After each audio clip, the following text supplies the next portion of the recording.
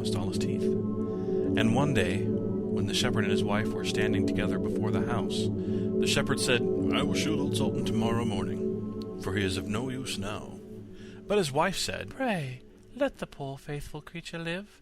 He has served us well a great many years, and we ought to give him a livelihood for the rest of his days." "But what can we do with him?" said the shepherd. "He's not a tooth in his head. The thieves don't care for him at all. To be sure, he has served us, but then he did earn his livelihood. Tomorrow shall be his last day, depend upon it." Poor Sultan, who was lying close by them, heard all that the shepherd and his wife said to one another, and was very much frightened to think that tomorrow would be his last day. So in the evening he went to his good friend the wolf, who lived in the wood, and told him all his sorrows, and how his master meant to kill him in the morning. "Make yourself easy," said the wolf. "I will give you some good advice. Your master, you know, goes out every morning very early with his wife into the field, and they take their little child with them and lay it down behind the hedge in the shade while they are at work. Now do you lie down close by the child and pretend to be watching it, and I will come out of the wood and run away with it. You must run after me as fast as you can, and I will let it drop. Then you may carry it back, and they will think that you have saved their child, and will be so thankful to you that they will take care of you as long as you live." The dog liked this plan very well, and accordingly so it was managed. The wolf ran with the child a little way.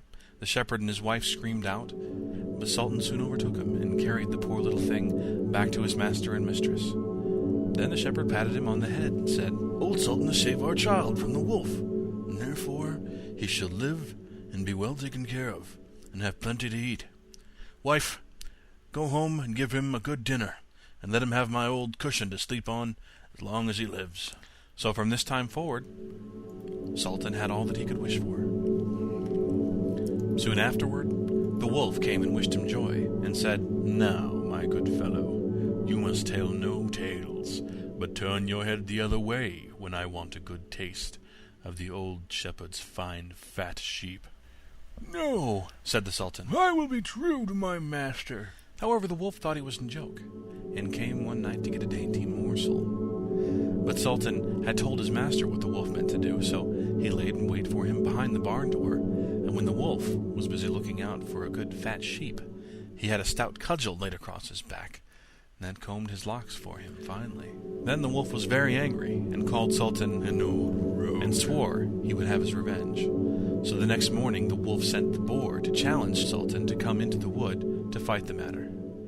Now Sultan had nobody he could ask to be his second but the shepherd's old three-legged cat, so he took her with him. And as the poor thing limped along with some trouble, she stuck up her tail straight in the air. The wolf and the boar were first on the ground, and when they espied their enemies coming, and saw the cat's tail standing straight in the air, they thought she was carrying a sword for Sultan to fight with, and every time she limped, they thought she was picking up a stone to throw at them. So they said they should not like this way of fighting, and the boar lay down behind a bush, and the wolf jumped up into a tree. Sultan and the cat soon came up, and looked about, wondering that no one was there. The boar, however, had not quite hidden himself, for his ear stuck out of the bush, and when he shook one of them a little, the cat, seeing something move, and thinking it was a mouse, sprang upon it, and bit and scratched it, so that the boar jumped up and grunted, and ran away, roaring out, "Look, up there in the tree!